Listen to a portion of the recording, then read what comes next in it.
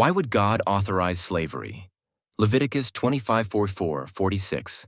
Foreigners as permanent property. Source confirms.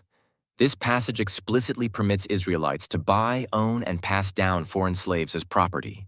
What the text says? Israelites may acquire male and female slaves from surrounding nations. These slaves may be your property. They can be inherited by children as a permanent possession. Israelites are forbidden from treating fellow Israelites harshly, but foreign slaves can be treated harshly. Why this matters? This is not metaphorical or symbolic. It is legal permission for chattel slavery based on ethnicity and social status. The source notes that scholars like Jeffrey Stackert argue the text allows harsh treatment of foreign slaves, mirroring how Egyptians treated Israelites. Key takeaway: Leviticus draws a racial and national distinction. Israelites protected from harsh rule. Foreigners can be owned permanently. This is one of the clearest endorsements of slavery in the entire Bible.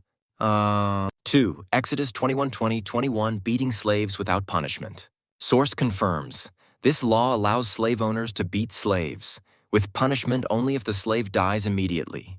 What the text says?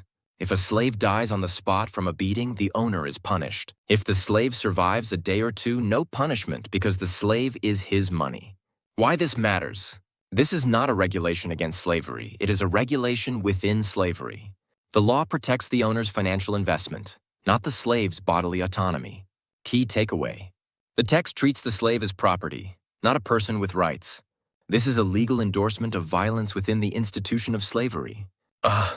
3. Philemon Paul sends a runaway slave back. Source confirms Paul returns Onesimus, a runaway slave, to his master Philemon. What the text implies: Paul does not condemn slavery.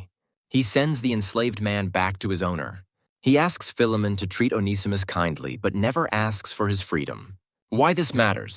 This is often used as a softening example, but the underlying message is clear.